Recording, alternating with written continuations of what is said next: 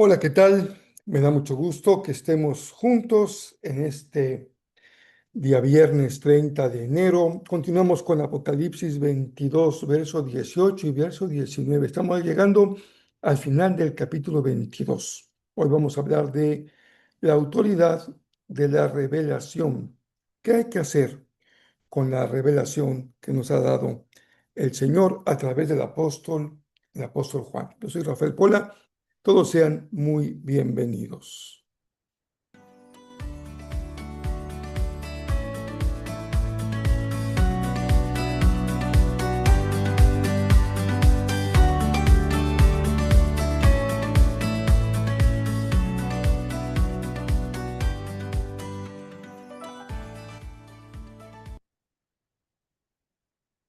Estamos ya en el episodio número 26 de nuestra serie. Tenemos todo lo que va del mes de enero, leyendo, compartiendo, meditando, reflexionando en que se llamó Todo Juan. Incluyó el Evangelio completo, incluyó las tres cartas de Juan y el libro del Apocalipsis. Bastantes años estuvimos trabajando con estos libros. También tengo una serie de mensajes que incluso encuaderné en forma de libro de hace ya muchos años. De hecho, esos sermones son parte de los primeros años de mi ministerio, hace ya un titipuchal de años, y es todo Mateo. También estamos terminando con todo Juan. Y es una bendición la palabra del Señor. Dice el verso, o los versos. Yo declaro solemnemente a todos los que oyen las palabras de la profecía escritas en este libro. Si alguien agrega algo a lo que está escrito aquí, Dios le agregará a esa persona las plagas que se describen en este libro. Y si alguien quitara cualquiera de las palabras de este libro de la profecía, Dios le quitará su parte del árbol de la vida y de la ciudad santa que se describen en este libro. Imagina este cierre no como una simple despedida de Juan, sino como el poner un sello de lacre, de los que se usaban en la época de los reyes, para darle autenticidad a un documento legal de máxima importancia.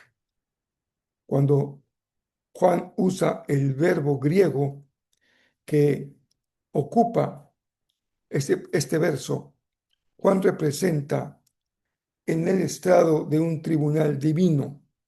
Recuerden que el martirio, el mártir, es el testigo, es la misma palabra, aquel que está comprometido hasta la muerte en la verdad de su testimonio. Es la palabra que usa Juan en este verso 18. Y cuando Juan ocupa ese concepto, está declarando que lo escrito no es una sugerencia o una opinión, sino un testimonio que se ha jurado ante una autoridad superior y que es inalterable.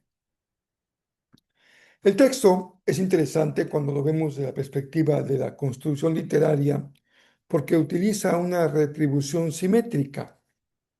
Véanlo con claridad. Quien se atreve a poner encima ideas humanas, recibirá encima las plagas descritas. La palabra que usa Juan como el que pone encima algo de la revelación, el que le agrega. Y quien le agrega va a recibir también algo agregado. También este agregado que recibirá el que se atreva a alterar la revelación significa que va a ser arrebatado su acceso al árbol de la vida. Esta precisión que nos permite la gramática del texto transforma la advertencia en un recordatorio solemne de que, nunca lo olvides, frente a la revelación divina, el ser humano no es editor, no tenemos la autoridad de modificar, sino alguien que recibe y al recibir está llamado a ser custodio, a custodiar la integridad de cada palabra, con temor y con reverencia. Este, y no menos, es el peso, el valor, la importancia de esta revelación y de toda la Escritura. El verso 18 inicia diciendo, a los que oyen las palabras. Y no se puede exagerar la relevancia de esta frase, los que oyen las palabras. Esta expresión está presente desde los tiempos más antiguos y es justamente el corazón de la oración conocida como la Shema, que se registra en Deuteronomio 6:4. Esta oración del pueblo hebreo es: Oye, Israel, Jehová nuestro Dios, Jehová uno es. Oye, Israel, el que escucha las palabras. Siglos después, cuando Juan siguiera la revelación, escribe de nuevo a los que oyen las palabras. Y esta misma expresión también se encuentra en los libros de sabiduría, especialmente en Eclesiastés, remarcando, dándole una especial importancia al escucha, incluso más importante que los rituales propios del culto. Vean lo que dice Eclesiastés 5:1. Cuando vayas a la casa de Dios, al templo, cuida tus pasos. Acércate más para escuchar que para ofrecer sacrificios de necios. Es incuestionable entonces la importancia de oír con atención. Cuando vayas a escuchar la palabra, acude para oír con atención. No te distraigas y no permitas que nada te distraiga. Juan subraya que hay una forma clave de oír la palabra: reverencia, humildad y disposición a la obediencia. Esto significa no alterar ni un ápice de la palabra que se sostiene en la verdad de la revelación.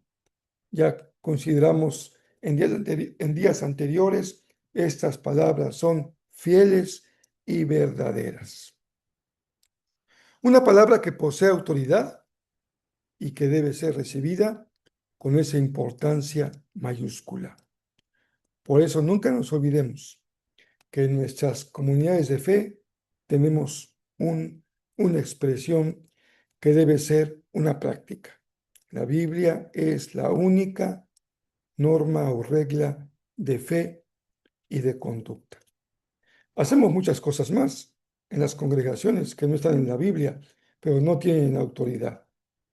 Pueden ser costumbres, tradiciones, buenas prácticas, pero no tienen la autoridad de la palabra de Dios. Entonces pueden ser modificadas, transformadas, cambiadas sin ningún problema. Lo que no se debe alterar es lo que establece claramente la palabra del Señor. Ejercitemos hoy entonces el sentido del oído. Acerquemos el corazón a la fuente de la revelación que es Jesucristo. Acércate más para oír y para oír a Jesús. No caigamos en la tentación de fabricar nuestra propia Biblia dentro de la Biblia, leyendo solo aquello que nos gusta y eliminando todo aquello que nos confronta o que no entendemos. Así le sucedió al presidente norteamericano Thomas Jefferson. Motivado por su mentalidad racionalista, decidió crear su propia versión del Nuevo Testamento. Con una cuchilla y pegamento, él cortó los pasajes de la Biblia, los evangelios, que le parecían adecuados para su interés.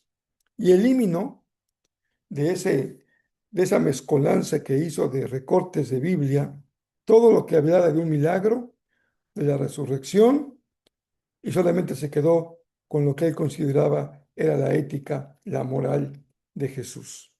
¿Cuál fue el resultado? Lo que hoy se llama la Biblia de Jefferson. Fue un intento de rescatar diamantes morales, quitando lo que él consideraba que eran añadidos que no podían creerse. ¿Qué les parece? Thomas Jefferson, ese gran presidente norteamericano que firmó los derechos a la libertad de los ciudadanos. Pero antes que lo mandemos a la hoguera de los herejes, reflexionemos. ¿No hacemos tú y yo lo mismo cuando decidimos ignorar en la Biblia los pasajes que nos incomodan o que no entendemos? Cortamos aquí y pegamos allá según nuestra propia conveniencia. Sin embargo, más que una amenaza, estos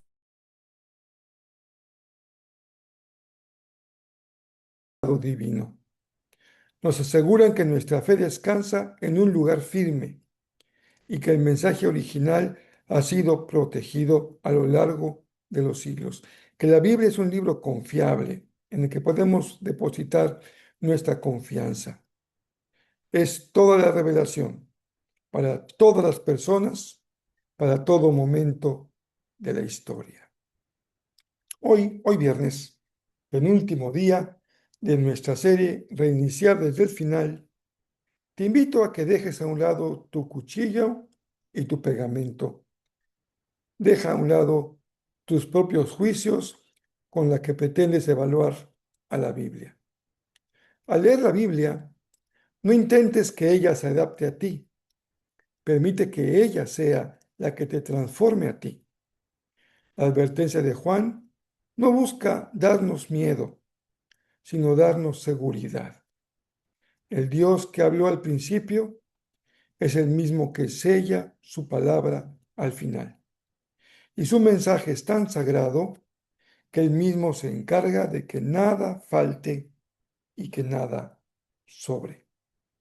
Recuerda, tú y yo tenemos una parte en el árbol de la vida. Y esa parte comienza cuando dejamos a un lado todo lo que hay en nuestra mente para ponernos bajo la autoridad del Señor y escuchamos su palabra con atención. Les agradezco mucho que me acompañen en el episodio de este día, reiniciar desde el final, y nos vemos en la siguiente entrega de esta serie. Seguiremos descubriendo y cerrando esta serie, terminando con el capítulo 22.